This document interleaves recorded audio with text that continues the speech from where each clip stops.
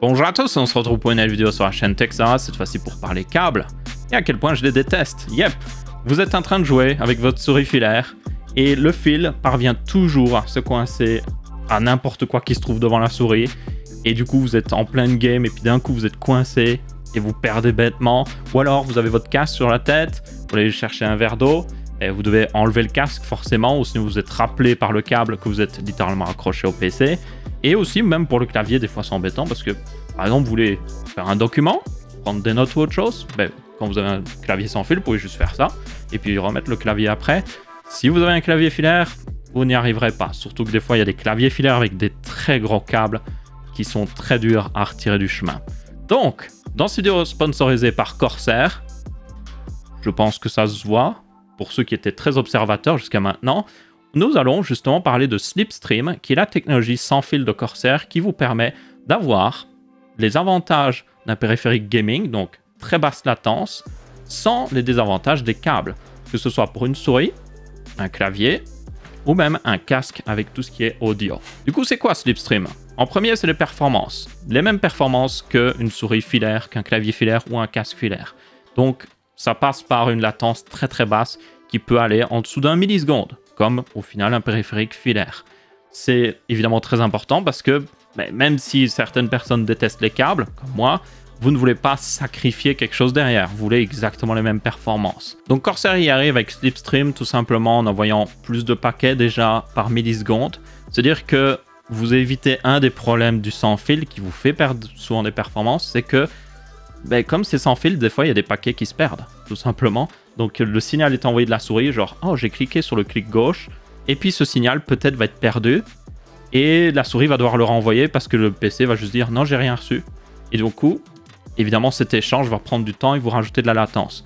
Donc là, ils envoient 2 fois plus de paquets à chaque fois au PC pour que, si malheureusement, il y a eu une petite interférence, juste votre téléphone a peut-être interféré un peu avec le signal pendant une microseconde, votre PC recevra l'information et du coup, il se passera à l'écran ce que vous avez voulu faire justement avec votre souris. Deuxième point important, la cohérence. Slipstream ici utilise une technologie qui s'appelle le décalage intelligent de fréquence. Ça veut dire que, en gros, il va switcher dynamiquement la plage de fréquence qu'il utilise au cas où il y a une interférence afin d'avoir toujours la meilleure liaison possible avec votre PC. Aussi, pour s'assurer que la liaison soit toujours bonne, il va utiliser un signal qui est 2,5 fois plus puissant que la plupart des autres périphériques sans fil. Et ça, c'est très important parce que des fois, vous allez brancher votre souris sans fil derrière votre PC. Et le problème, c'est que votre PC, il est en métal. Donc, il va interférer en partie avec le signal. Si le signal est plus puissant, il pourra traverser plus facilement, il pourra rebondir contre un mur pour arriver à votre souris beaucoup plus facilement. Et d'ailleurs, Slipstream a une portée qui peut aller jusqu'à une vingtaine de mètres, donc c'est-à-dire que même avec votre casque sans fil, vous pourrez y aller dans la pièce d'à côté et revenir et ne jamais perdre l'audio, ce qui est vraiment impressionnant. Troisième point important pour Slipstream, la commodité. Vous pouvez prendre n'importe quel capteur Slipstream de Corsair, que ce soit pour un casque, un clavier ou une souris, vous le branchez dans un PC et directement ça marche. C'est plug and play, pas besoin de vous embêter. Et en plus, si vous n'aimez pas avoir 300 000 capteurs, parce que peut-être que vous voulez mettre le capteur le plus proche possible de vous, donc par exemple ici on a un tapis Corsair, j'ai le capteur de la souris ici, j'ai le capteur du casque qui est dans son petit support de casque, et j'ai le capteur du clavier qui est juste à côté là dans le PC, eh bien, si je veux, pour avoir un seul capteur à un endroit, qui communique avec tous les périphériques sans fil, on peut le faire avec Slipstream. Vous pouvez utiliser un seul capteur pour tous les périphériques qui sont compatibles. Et ça, c'est un énorme avantage parce que le problème, des fois, quand vous avez 3 capteurs, 1, 2, 3, ça prend vite de la place, ça prend beaucoup de ports USB et c'est embêtant, alors que vous pourriez en avoir un seul qui communique avec tous les périphériques. C'est possible avec Slipstream. Maintenant, afin d'illustrer un petit peu la technologie Slipstream, j'ai une sélection de périphériques devant moi. Donc, j'ai notamment l'Ironclaw RGB Wireless, qui est une souris sans fil et qui vous permet justement profiter de Slipstream avec des très basses latences quand vous utilisez votre souris. Nous avons aussi d'ailleurs, je l'avais montré dans une précédente vidéo, j'avais fait un test. Vous avez ici la Darkcore RGB Pro, qui du coup est aussi une souris sans fil. Elle a même une grande sœur qui a un pad de chargement comme sur les téléphones, et du coup vous pouvez la recharger sur n'importe quel chargeur sans fil, c'est très pratique. Parce que l'un des problèmes des fois avec les périphériques sans fil, c'est qu'il faut les recharger. Donc ça permet de régler une partie du problème. D'ailleurs, ces deux souris sans fil, quelque chose de très pratique, c'est que vous pouvez les faire fonctionner avec Slipstream. Vous pouvez aussi les faire fonctionner en Bluetooth et aussi juste les éteindre et les utiliser en mode filaire. Et du coup, ce qui est bien, c'est que si vous avez deux PC par exemple, vous pouvez en utiliser un en Bluetooth, et puis hop, vous switchez rapidement avec le switch en bas, et vous êtes sur l'autre PC avec Slipstream, donc vraiment pratique. Nous avons ensuite un clavier, c'est le Corsair K57 ici. C'est un clavier évidemment RGB. Bon, là je l'ai synchronisé avec le magnifique PC à gauche pour qu'il soit en blanc. C'est un petit peu plus sympathique avec un PC blanc, mais vous pouvez mettre toutes les couleurs que vous voulez. Et du coup, il est sans fil, compatible Slipstream. Vous avez même des touches de macro à gauche. Il est aussi assez abordable comme clavier, donc ça c'est un gros point positif pour ceux qui auraient peur. Bien souvent, vous pourriez vous dire, oh, technologie sans fil, ça va coûter beaucoup plus cher. Non. Par exemple, la Dark Core ici est très accessible. C'est moins d'une centaine d'euros pour cette souris. Vous pouvez même des fois l'avoir en promotion pour 80 euros. C'est le prix d'une bonne souris, franchement. Et elle est sans fil, encore une fois. Et enfin, le dernier, pour vraiment illustrer les choses, qui est seulement le plus important. Parce que envoyer un clic de souris, c'est plutôt simple. Envoyer une touche de clavier, plutôt simple. Mais envoyer de l'audio dans les deux sens, donc l'audio du micro ainsi que l'audio de vos jeux, ça demande beaucoup plus de bande passante et c'est là que vous pouvez vraiment stress tester une technologie sans fil. Du coup, ici, nous avons le Virtuoso RGB Wireless de chez Corsair, qui est un magnifique casque. Et du coup, quand vous branchez aussi votre connecteur Slipstream, vous pouvez l'utiliser avec votre PC. Vous pouvez même le connecter en filaire directement si vous le voulez, pour peut-être le recharger, ou alors même en jack. Donc ça, vous avez toutes les options que vous voulez. Et vous avez aussi un micro inclus. Vous pouvez muter d'ailleurs avec ce petit bouton juste ici. Et donc, ça vous donne de l'audio in-game ou autre chose. Donc, franchement, un casque pareil, ça pourrait convenir à beaucoup de gens. Là, c'est la version blanche, mais vous avez aussi une version noire pour ceux qui préfèrent quelque chose qui passe plus inaperçu. Ah, aussi, on a un ST100. C'est un support pour casque, pour ceux qui sont intéressés. Vous avez quelques ports USB. Ça peut être pratique pour justement mettre les récepteurs de votre clavier ou de votre souris. Et ensuite, nous avons le MM700 RGB, qui est un tapis, comme vous pouvez voir d'ailleurs, genre full malléable, qui est même... C'est même pas un tapis de souris, c'est un tapis de bureau. Comme ça, vous mettez aussi votre clavier, même votre support de casque si vous le voulez. Vous pourriez avoir juste l'écran devant vous. Moi, il est à droite ici, pour que vous puissiez me voir. Et il est RGB. Et puis, vous avez aussi un port USB pour mettre le récepteur de votre souris. Donc ça, c'est plutôt pratique. Et comme ça vous donne le combo parfait. Avec, évidemment, si vous le voulez, un PC avec des périphériques Corsair. Maintenant, afin d'illustrer un petit peu Slipstream, je vous propose de tester.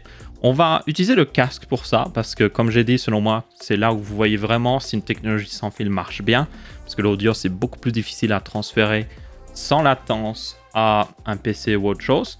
Donc on va tester en sans fil, avec le connecteur qui est branché là. Je le débrancherai pour vous montrer à chaque fois. On va tester avec un jack, très important, parce que le jack, c'est ce qui vous donnera le strict minimum de latence, parce que c'est ultra simple, le jack. Et puis on testera en USB. Donc là, c'est un port USB type C, parce qu'on utilise ce casque pour le charger. Et on va le brancher dans le PC. Donc là, ça veut dire qu'on testera en filaire USB, ce qui des fois peut rajouter un peu de latence, l'USB. On testera en filaire pur jack, le meilleur moyen de connecter un casque si on veut le strict minimum de latence. Et puis on testera avec le capteur. Et pour cela, on va utiliser d'ailleurs un Wave 3 de Elgato. Et on va le mettre juste entre les deux pads du casque pour enregistrer tout simplement le son qui sort du PC. Donc je vais enregistrer le son sur ce PC avec OBS qui tourne ici. Ouh la vache, c'est l'infini. Donc on va enregistrer le son du bureau et on va enregistrer le son qu'enregistre justement le micro. Et on va comparer la latence entre les deux. Donc évidemment ici OBS va enregistrer avec zéro latence le son qui sort du PC parce qu'il enregistre sur le PC directement. Donc le Wave 3 ici, même en jack, va enregistrer une petite latence, c'est normal. Et on veut voir justement la différence par rapport à l'USB et aussi le connecteur sans fil. Ok, le micro est juste devant. Nous avons, du coup, il est en train d'enregistrer. Et nous avons un test hautement scientifique pour tester la latence. Je déconne pas, ça marche très bien. C'est une vidéo avec juste une petite boule qui descend. Et à chaque fois qu'elle tape le petit truc blanc, ça fait un tic, tic, tic. Et ça permet de voir la latence très facilement.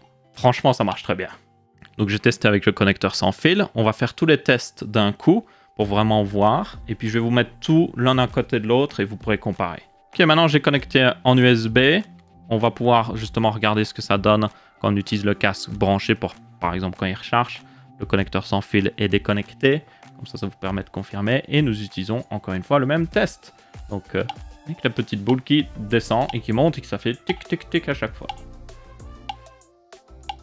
Et maintenant, dernier test, nous avons un port jack ici et on va brancher le jack. Le jack est censé vous donner la plus basse latence qui existe parce que des fois l'USB rajoute un petit peu de latence de lui-même en fait à cause des drivers et tout. Donc le jack c'est ce qui vous donnera forcément la plus basse des latences. Donc là ça nous permettra de comparer assez bien. Et du coup à nouveau le même test.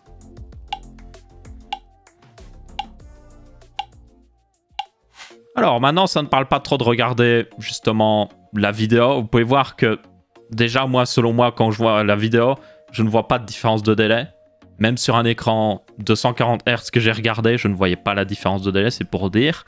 Maintenant, on peut prendre l'audio que j'ai enregistré et regarder vraiment le véritable délai.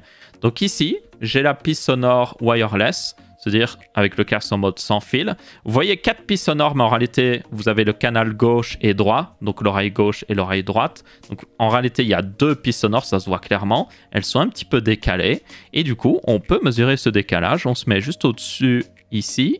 Et on va à peu près à la même chose en face. Et vous pouvez voir que le décalage, ici indiqué, est de 38 millisecondes. Alors vous allez me dire, 38 millisecondes, c'est énorme. Mais en fait, pas vraiment. Parce que si vous allez en mode jack, par exemple, il y a aussi un décalage. Parce que ici, c'est le son qui est enregistré directement sur le PC. Il y a 0 millisecondes. C'est dès qu'il est interprété par le driver du PC, il est enregistré par OBS. Donc forcément, il n'y a aucun décalage. Donc ici, si on regarde, le jack a un décalage de 14 millisecondes. Et si on regarde l'USB, lui aussi a du décalage. Donc si on se met bien au début et qu'on va jusqu'à à peu près ici, c'est la même chose sur la courbe. Comme vous pouvez voir, il y a un décalage de 17 millisecondes. Donc le jack reste le meilleur, quoi qu'il arrive. Mais même l'USB a 17 millisecondes de décalage. Et ça, c'est le décalage audio. Il faut tenir compte aussi que votre PC, entre le moment où il génère une image et il l'envoie à votre écran, et le temps que l'écran affiche votre image, il y a aussi un décalage. Donc en fait, même avec 30 millisecondes en sans fil, votre casque est plus rapide que votre écran. Forcément. À moins que vous ayez un écran 360 Hz, ce que pas beaucoup de gens ont, et qui soit parfaitement synchronisé dans un jeu, avec genre G-Sync ou autre chose, vous ne verrez pas la différence. Je peux vous le dire, c'est juste pas possible. Et ça, c'était avec l'audio. Évidemment, avec par exemple un signal souris ou clavier, qui sont beaucoup plus simples à interpréter, le délai sera beaucoup moins important, forcément. Donc, yep. Là, on est à des délais qui sont largement suffisants pour 99,9% des gens. À part si vous êtes vraiment un joueur fully sport et que vous avez un écran 360 Hz, vous ne verrez jamais la différence. Et donc voilà, on a les chiffres de latence, que ce soit avec le connecteur sans fil, l'USB ou même le jack. Pour juste vous indiquer aussi, pour que vous puissiez vous situer, pour information, si vous avez un jeu qui est rendu à 60 fps, ça veut dire que vous avez une image toutes les 16 millisecondes. Comme ça, ça vous permet de justement resituer le délai du casque par rapport à un écran 60 Hz ou même un écran 120 Hz, ce serait un délai de 8 millisecondes ici, pour juste vous puissiez vous situer. Maintenant, même si les périphériques sont plug and play, ça n'empêche pas que vous pouvez toujours installer iCue pour les contrôler. Donc là, j'ai la dernière version 4.0 et comme vous pouvez voir, j'ai mis un maximum de périphériques Corsair dans ma table de bench pour que vous puissiez voir vraiment ce que ça donne si vous avez par exemple le K57 RGB ou même le K100 RGB que j'ai ici sur ma table de bench, ainsi que mon H100 Platinum. Du coup, ici, on a les 3 contrôleurs wireless pour nos 3 périphériques sans fil, évidemment. Donc, c'est le Virtuoso ici. Nous avons évidemment le K57 ici et l'Iron Claw. La Dark Core, je l'ai branché en USB directement. C'est pour ça que vous ne voyez pas son capteur. Du coup, qu'est-ce que vous pouvez faire pour chaque périphérique? Bon, évidemment, pour la souris, ça semble logique. Vous pouvez, par exemple, changer les touches. Donc, si vous êtes en mode « Hey, je veux que cette touche-là fasse autre chose. Je veux que cette touche-là, par exemple, lance un raccourci ou n'importe quoi que vous voulez, vous pouvez le faire très facilement. Vous pouvez évidemment aussi régler tout ce qui est au niveau DPI, ça semble logique. Vous pouvez aussi calibrer selon la surface, c'est plutôt pratique si vous avez une surface particulière et que la souris est obligée littéralement de s'habituer. Évidemment, vous avez tout ce qui est contrôle RGB. Ici, je suis en mode Sen, c'est-à-dire qu'il contrôle tous les périphériques Corsair et même tous ceux qui sont compatibles Corsair en réalité. Donc même par exemple, si vous avez une carte mère MSI ou même Asus, vous pouvez les rendre compatibles, donc ça c'est plutôt pratique. On peut le désactiver évidemment et puis être en mode hey, je veux que tu sois en mode, je sais pas moi, arc-en-ciel. Voilà, magnifique, et on peut regarder ce que ça donne. Pour le K57 RGB, c'est un peu similaire, notamment au niveau de l'éclairage, comme vous pouvez voir. C'est même plutôt classe la visualisation ici Corsair met pour leur clavier. Vous pouvez vraiment voir ce que ça donne directement sans même regarder votre clavier. Vous pouvez évidemment régler comme vous le voulez. Et aussi, vous avez tout ce qui est réglage au niveau macro. Donc, si vous êtes en mode hey, alors les macros ne concernent pas juste les boutons de macro. Il faut le savoir avec Corsair, c'est que vous pouvez changer n'importe quelle touche. Donc, si vous n'aimez pas une touche, par exemple la touche Windows, vous pouvez mettre une autre action dessus. Il n'y a aucun problème. Et vous pouvez le faire selon le nombre de claviers que vous avez connectés. Donc, par exemple, je peux mettre des touches de raccourci spécifiques à mon Corsair K100 qui sont différentes de mes touches de raccourci spécifiques à mon K57. C'est pour ça que certaines personnes utilisent des claviers Corsair comme littéralement Stream Deck en fait. Bon, évidemment, un Stream Deck a peut-être un côté plus pratique vu que là, vous devez retenir ce que chaque touche va faire. Et enfin, le dernier, c'est le Virtuoso où là, vous avez évidemment tout ce qui est réglage, éclairage, mais vous avez aussi évidemment tout ce qui est au niveau du son, donc également un égaliseur. Donc si vous êtes en mode hey, je veux par exemple, je sais pas moi, un son orienté pour le FPS ou autre chose, vous pouvez le faire. Ou si vous êtes en mode oh, je veux juste un peu plus de basse, vous pouvez le faire aussi. Donc par exemple bass boost, voilà, ça booste les basses, mais aussi d'ailleurs les aigus, on dirait. Vous avez aussi un pour booster un petit peu le chat, parce que la plupart de la voix humaine est entre 1000 et 3000 kHz. Donc ça peut être très pratique si vous avez du mal à entendre quelqu'un. Vous pouvez vite fait aller changer, ou même mettre une touche de macro pour le changer sur votre clavier, pour passer automatiquement sur ce mode justement d'égaliseur avec votre casque. Donc ça peut être plutôt pratique. On a aussi le volume du micro et tout ça. Donc ça vous permet de faire pas mal de réglages, et il faut savoir que vous pouvez sauvegarder pas mal de ces réglages aussi sur les périphériques directement, et ne même pas avoir besoin que IQ tourne. Mais évidemment, si vous voulez avoir les macros assez avancés, il faudra qu'IQ tourne pour évidemment les exécuter sur Windows. Ça semble logique. Et du coup, vous avez évidemment encore plus de réglages selon les périphériques, en plus que vous allez rajouter par exemple la RAM et tout ça. Vous avez même le support d'autres périphériques, comme là j'ai la RTX 3080, et vous pouvez voir que je peux changer les LED de la RTX 3080. Oui, c'est possible. Si vous ne savez pas, vous pouvez par exemple éteindre la LED du côté, et la LED à l'arrière, qui est juste ici à côté du ventilateur, elle est RGB. Donc vous pouvez mettre un effet arc-en-ciel sur votre RTX 3080 Founder Edition si vous le voulez.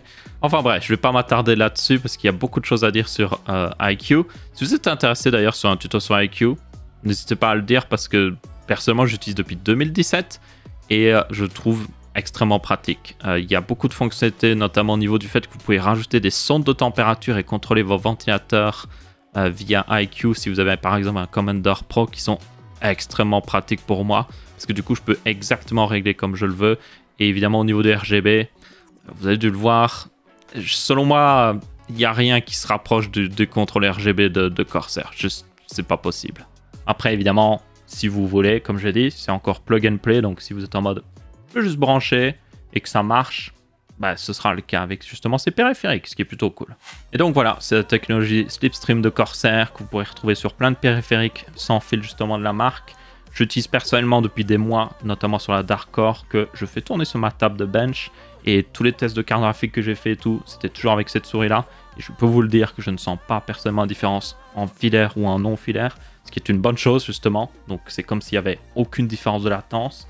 Et du coup, si vous voulez voir un petit peu plus les périphériques par vous-même, que ce soit les claviers, les souris, c'est le plus important selon moi, et même les casques, ça c'est génial, un casque sans fil, ça change vraiment la vie. J'aimerais en utiliser un sur mon PC, mais malheureusement, je suis obligé d'utiliser un casque en jack, parce que j'ai une table de mixage, donc il faut que j'essaie de trouver une solution, mais si je pouvais passer à du sans fil partout, je le ferais. Même avec le micro, par exemple, là, regardez, il y a un fil qui passe. C'est tellement ennuyant les fils.